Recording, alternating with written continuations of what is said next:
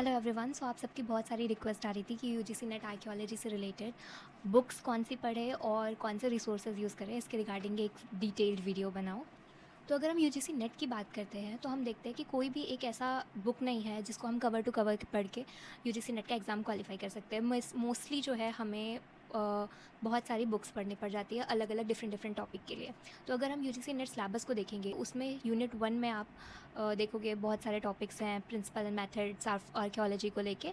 तो आप उसके लिए के राजन की book archaeology principle and methods को पढ़ सकते हो। उसमें आपकी यूनिट 1 बेसिकली डिटेल में कवर हो जाएगी। और अगर आपके पास वो नहीं है तो आप के वी रमन की principle and methods of archaeology book भी कंसीडर कर सकते हो। तो ये दो बुक जो है आपको यूनिट 1 जो है आपका पूरा इसमें कवर हो जाएगा। जो नेक्स्ट मेजर टॉपिक है आर्कियोलॉजी का वो है इंडियन प्री हिस्ट्री। सो अगर मैं सच बताऊं तो इंडियन प्री हिस्ट्री बेसिकली मैंने जब पढ़ाई की थी तो मैंने मोस्टली अपने नोट्स से पढ़ा था, जो मेरे क्लास नोट्स थे, बिकॉज वो बहुत अच्छे होते हैं। इंडियन प्री हिस्ट्री या in general world pre history इतना वास्ट है कि आप उसके लिए अलग अलग बुक्स पढ़ के डिफरेंट रिसर्च पेपर पढ़ के न्यू डेटा कहाँ कौन सी साइट से क्या मिला निकालना बहुत ही डिफ़िकल्ट काम है। तो अगर आपकी यूनिवर्सिटी में अच्छी पढ़ाई होती है तो मेनली जैसे मुझे BHU और MS यूनिवर्सिटी का एक्सपीरियंस है, तो मैं ये बोल सकती हूँ कि यहाँ के नोट्स से अगर आप इंडियन प्री हिस्ट्री पढ़ते हो या वर्ल्ड प्री हिस्ट्री पढ़ते हो तो वो आर्कियोलॉजी के नेट क्वालिफाई करने के लिए मोर देन इनफ होता है। हालांकि आप थोड़ा बहुत इधर उधर बुक से पढ़ सकते हो, बट इंडियन प्री हिस्ट्री और वर्ल्ड प्री हिस्ट्री के लिए बेस्ट चीज़ जो आप कर सकते हो वो है आपके नोट्स। बट इसके अलावा भी अगर आप पढ़ना चाहते हो तो फागन की बुक है वर्ल्ड प्री हिस्ट्री, आप उसको पढ़ सकते हो। ब्रायन एम फैगन की ये बुक है वर्ल्ड प्री हिस्ट्री। और इसके अलावा इंडियन पैलेलिथिक सेटलमेंट्स के लिए आप रॉबिन डेनल की बुक पढ़ सकते हो। उनका नाम है the palaeolithic settlement of Asia. तो these two books are for one is for world prehistory and one is for Indian pre history. तो आप इन दोनों बुक्स को मेनली प्री हिस्ट्री और वर्ल्ड प्री हिस्ट्री के लिए देख सकते हो। और इसके अलावा नो मैटर आप कौन सी बुक पढ़ रहे हो, class notes for Indian pre history और world prehistory are the best. उससे अच्छा कुछ भी नहीं है। तो for particularly this topic, because this is a very vast topic. आप ह्यूमन एवोल्यूशन से स्टार्ट करते हो, अफ्रीका का पैलेलिथिक, यूरोप का, एंड देन इंडिया का, और इनके ट्रांजिशंस, इनके साइट्स, इनकी डिटेल्स। तो किसी भी एक बुक में वो सारी डिटेल्स मिलना बहुत ही डिफ़िकल्ट है और इसके लिए आपको बहुत अलग अलग जगह से पढ़ना पड़ता है। तो बेटर इज़ कि if you have notes then it's good, if you don't have then you can go for Fagan की बुक्स और रॉबिन डेनल की बुक्स। जो तीसरा मेजर टॉपिक है वो है इंडियन प्रोटो हिस्ट्री। और इंडियन प्रोटो हिस्ट्री अगेन बहुत ही वास्ट टॉपिक है, बट इसके लिए मेरी फेवरेट बुक जो है वो है MK धवलीकर की इंडियन प्रोटो हिस्ट्री। बहुत सारी बुक्स आपको इंडियन प्रोटो हिस्ट्री पे मिल जाएगी जहाँ पे हड़प्पा या चाकोलिथिक कल्चर्स के बारे में डिटेल में दिया होगा। बट MK धवलीकर की Indian proto history is my core favourite, because बहुत सारी चीज़ें ऐसी होती हैं, हमें बहुत जगह मटेरियल तो मिल जाता है लेकिन समहाउ वो मटेरियल इतना स्कैटर्ड होता है कि हमें उसको याद रखने में, net exam is more about जितने भी आपको फैक्ट्स किस टाइम कितने याद हैं उस पर डिपेंड करता है, राइट। तो अगर आप कुछ ऐसा टेक्स्ट लिखा है जिसको आप मेमोराइज़ ही नहीं कर पा रहे हो, जिसको आप याद नहीं कर पा रहे हो, तो डिफ़िकल्ट है। बट अगर आप इंडियन प्रोटो हिस्ट्री बुक देखोगे MK धवलीकर की, तो उसमें इतना डिटेल में इतने अच्छे से टेक्स्ट को लिखा हुआ है कि वो आपको अच्छे से एक एक चीज़ समझ में आएगी। चलो मैं एक एग्जांपल बताती हूँ। जैसे मैंने जो PYQs देखे थे उसमें एक क्वेश्चन था, कभी बहुत पहले का क्वेश्चन पेपर था, लेकिन उसमें एक क्वेश्चन था व्हाट इज़ फैब्रिक डी। तो मुझे वो आंसर कभी नहीं मिला। मतलब मैं हमेशा सोचती थी ये फैब्रिक डी क्या, और ये मतलब मुझे ये नहीं पता था मतलब अगर आपको पता है तो कोई बात नहीं, बट मुझे नहीं पता था कि ये किस यूनिट का क्वेश्चन है। लाइक ये प्री हिस्ट्री का है, ये प्रोटो हिस्ट्री का है, ये हिस्टोरिक पीरियड का है, but I really don't know कि ये किस पीरियड का क्वेश्चन है, what is fabric D. But जब मैंने MK धवलीकर की बुक पढ़ी तब मैंने ये देखा कि fabric D is a pottery fabric होता है। मतलब फैब्रिक डी वो पॉटरी कितनी कोर्स है या ग्रेन साइज़ या कुछ कुछ तो वैसा था। देन आई रियलाइज़ कि अच्छा इतने डिटेल्ड क्वेश्चन यहाँ से आते हैं। तो it's not, I am not saying कि सारे प्रोटो हिस्ट्री के क्वेश्चन MK धवलीकर से आते हैं, बट इट्स जस्ट कि there are few detailed questions जो इस तरीके की बुक्स में या इस ऐसे टेक्स्ट में अच्छे से मिल जाते हैं।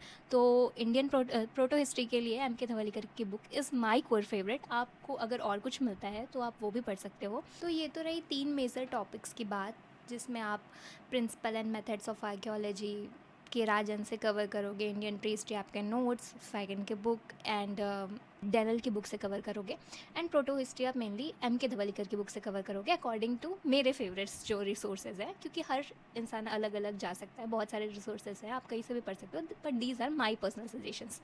एंड देन कुछ बुक्स जो कवर टू कवर पूरी डिटेल में कवर करते हैं, हो सकता है वो आपको इंडिविजुअल टॉपिक में उतनी डिटेल में ना जाएँ, बट फुल क्रोनोलॉजी समझने के लिए, फुल अंडरस्टैंडिंग के लिए कुछ बुक्स काफ़ी अच्छी हैं। तो जिसमें आपको पता है iconic book of Bhupinder Singh, तो वो एक बहुत अच्छी बुक है आपको फुल आर्कियोलॉजी और एंशिएंट हिस्ट्री समझने के लिए, तो उसको वो मस्ट रीड है, उसमें कोई इफ़ एंड बट नहीं है, उसको आपको cover to cover full book को पढ़ना ही है।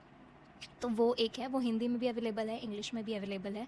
और अगर हिंदी वालों को कोई और बुक चाहिए तो पुरातत्व विमर्श करके एक बुक है, बट वो बहुत पुरानी बुक है, उसमें डिटेल अपडेट्स नहीं मिलेंगे, और उसमें उसके अकॉर्डिंग आप प्री हिस्ट्री की जो टाइमिंग्स है, लाइक कितने से कितने तक लोअर पैलेथिक था एंड देन मिडिल पैलेथिक, वो सब उसमें से मत पढ़ो, बट एक ओवरऑल व्यू लेने के लिए आप वो बुक भी पढ़ सकते हो। बट उसमें डिटेल्स जो है वो काफ़ी पुरानी हो गई हैं, तो आप उनकी डेट्स पे रिलाई मत करना, बट इन जनरल आर्कियोलॉजी को समझने के लिए हिंदी वालों के लिए वो बुक भी काफ़ी अच्छी है। अब आती है बात की आर्किटेक्चर, पैलियोग्राफी, एपिग्राफी या फिर न्यूमिस्मैटिक्स कहाँ से पढ़े। तो एक्चुअली पैलीग्राफी, एपिग्राफी और आर्किटेक्चर के क्वेश्चंस जो है बहुत ज़्यादा न्यू नहीं होते, मतलब न्यू नहीं होते का मतलब बहुत ज़्यादा वास्ट नहीं होते, वो एक स्पेसिफिक टाइप के क्वेश्चन आते हैं। अगर आपने PYQs लास्ट अराउंड 10 इयर्स के पेपर आपने देखे हो तो कुछ स्पेसिफिक टाइप के ही क्वेश्चन आते हैं, और न्यूमिस्मैटिक्स में और एपिग्राफी में तो बहुत ही ज़्यादा रिपीटेड क्वेश्चन भी आते हैं, जैसे कि इंस्क्रिप्शंस में क्वेश्चन पूछ लेता है कि in which inscription we generally found the evidence of Ashvamedha sacrifice, या हॉर्स ट्रेड के बारे में कहाँ से पता चलता है, लैंड ग्रांट्स के बारे में कहाँ से पता लग चलता है, कौन सा इंस्क्रिप्शन जिनोलॉजी के बारे में बताता है, या कौन सा मिलिट्री कॉन्क्वेस्ट के बारे में बताता है, रिलीजियस डोनेशंस के बारे में कौन से। तो these are some specific questions और very repeated questions in each UGC NET archaeology exams. तो इंस्क्रिप्शंस, कॉइन्स और टेम्पल आर्किटेक्चर के लिए आप कुछ बुक्स पढ़ सकते हो। अगेन आपका मास्टर्स के notes are the gems for you, और आप बुक्स के साथ भी पढ़ सकते हो, जैसे कि आर्क एंड आर्किटेक्चर के लिए आप पर्सी ब्राउन पढ़ सकते हो। But again pursed brown is a काफ़ी मोटी और काफ़ी ह्यूज बुक, तो सिर्फ आर्किटेक्चर उससे पढ़ के आ भी जाएगा, that is we don't know, ठीक है। तो इतना सारा पढ़ के फिर उसको रिवाइज़ करके इट्स नॉट पॉसिबल। तो जो भी आपको क्लास में यूनिट बाय यूनिट पढ़ाया जाता है, आपके जो क्लास नोट्स हैं, आपकी जो चीज़ें हैं, उनसे आप पढ़ सकते हो, नहीं तो फिर आप पर्सी ब्राउन को पढ़ सकते हो। सिमिलरली DC सरकार, आप पैलियोग्राफी और एपिग्राफी के लिए DC सरकार को पढ़ सकते हो, या इंडिविजुअल जो इंस्क्रिप्शंस हैं जिनको डिटेल में आपके सिलेबस में भी दिए हैं उनको पढ़ सकते हो, और PL गुप्ता की बुक आप कॉइनेज के लिए पढ़ सकते हो। तो these are some specific books जो आप पर्टिकुलर किसी टॉपिक के लिए पढ़ सकते हो, और देयर आर सम बुक्स जो कवर टू कवर आपको पढ़नी ही है, जिसमें आपको भूपिंदर सिंह जैसे बुक्स जो हैं वो पढ़नी पड़ेंगी। तो अगर हम स्ट्रैटेजी की बात करें कि किस तरीके से आर्कियोलॉजी के पेपर को, UGC नेट के पेपर को आपको कवर करना है, तो उसमें कुछ एक स्पेसिफिक टाइप के क्वेश्चन आते हैं। फर्स्ट जो क्वेश्चन होते हैं वो क्रोनोलॉजिकल ऑर्डर या ईयर वाइज क्वेश्चन होते हैं। आप अगर फर्स्ट यूनिट में ऐसे क्वेश्चन आ रहे हैं तो आपको generally archaeological survey of India के डायरेक्टर जर्नल्स को सीक्वेंस में लगाना होगा, कौन पहले आया कौन बाद में आया। मे बी आपको कुछ साइट्स दे दी जाएँ जो डिफरेंट कल्चरल फेज से रिलेट करती हों, तो उसमें आपको उसको सीक्वेंस में लगाना होगा, कौन सी साइट पहले एक्सकेवेट हुई, कौन सी बाद में एक्सकेवेट हुई, तो 4 साइट है, उनको क्रोनोलॉजिकल सीक्वेंस में लगाना होगा।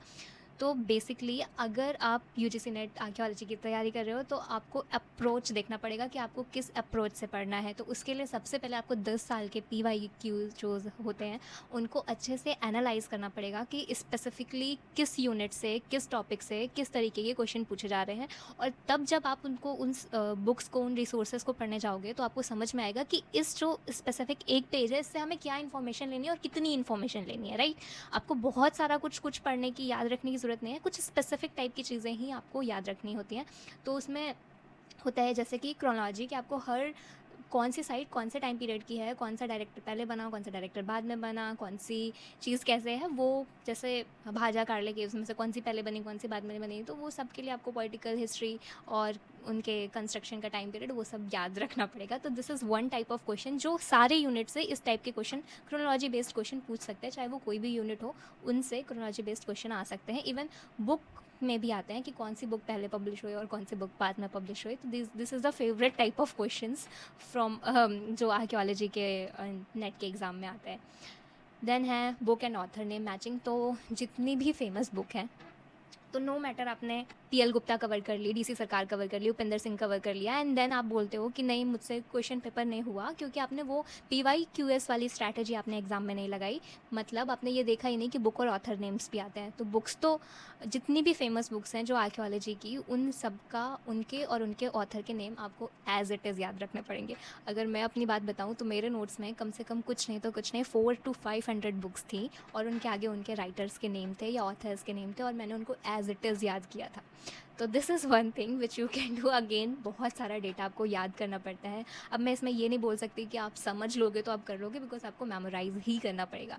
तो अराउंड 400 to 500 बुक्स, उनके राइटर के नेम, 400 to 500 साइट्स और उनके एक्सकेवेटर के नेम, 400 to 500 साइट्स और वो किस रिवर बैंक पे हैं, और बहुत सारे फैक्ट्स ऐसे जो आते ही आते हैं वो आपको मेमोराइज करने ही पड़ेंगे, उनको आपको याद करने पड़ेंगे नो मैटर हाउ। तो book and author name is must. तो आप अपने जो नोट्स हैं उनके पीछे या कहीं पे 5 से 10 पेज में सिर्फ फेमस बुक्स और उनके ऑथर्स के नाम लिख लो, उनको याद कर लो। साइट्स और उनके एक्सकेवेटर्स के नेम लिख लो, उनको याद कर लो। साइट्स और वो किस रिवर के किनारे हैं, कैसे हैं, वो याद कर लो। तो जो भी चीज़ें ऐसे आते हैं क्वेश्चन, वो आप अटेंड कर पाओ नो मैटर आपने कितनी बुक्स पढ़ी हैं, but these are the facts जो आपको मेमोराइज करने ही हैं। And then site and culture matching, like कौन सी साइट कौन से कल्चर से रिलेट करती है। तो अगेन फिर से आपको याद रखना है कि यहाँ पे बहुत सारी साइट ऐसी होती है जिसपे मतलब सीक्वेंस मिलता है, like from lower to mesolithic सारे सीक्वेंस मिलते हैं। लोअर भी मिलता है, मिडिल भी मिलता है, अपर भी मिलता है, मेसोलिथिक भी मिलता है। And then there is a site जो सिर्फ मेसोलिथिक जहाँ पे मिलता है, और ऐसी 4 साइट आ गई और आपको उनको क्रोनोलॉजिकल सीक्वेंस में लगाना है। तो जहाँ पे कंटिन्यूअस सीक्वेंस रहता है, जो लोअर पैलियोलिथिक है वो पहले आएगी। तो इस तरीके के क्वेश्चन आपको पूछे जाते हैं। इंस्क्रिप्शंस कौन से रूलर के टाइम पे है और इस इंस्क्रिप्शन में क्या इन्फॉर्मेशन है, ये मेन टाइप होता है क्वेश्चन का इंस्क्रिप्शन वाले में। आर्किटेक्चर के मेन क्वेश्चंस में से जो टेम्पल के पार्ट्स होते हैं उनको क्रोनोलॉजिकल सीक्वेंस में पूछ लेता है। लाइक सबसे नीचे कलश कहाँ पे आता है, जगती कहाँ पे आती है, whatever the name is. So these are the sequence की टेम्पल के ये पार्ट्स हैं और ये इस सीक्वेंस में आते हैं। तो ये आपसे एक तरीके का क्वेश्चन पूछा जाता है। और जो सबसे खतरनाक क्वेश्चन होते हैं वो होते हैं असर्शन रीजनिंग के क्वेश्चन। तो असर्शन रीजनिंग वाले क्वेश्चन के लिए आपकी अंडरस्टैंडिंग और आपका प्रेजेंस ऑफ माइंड दोनों ही बहुत इंपॉर्टेंट होते हैं।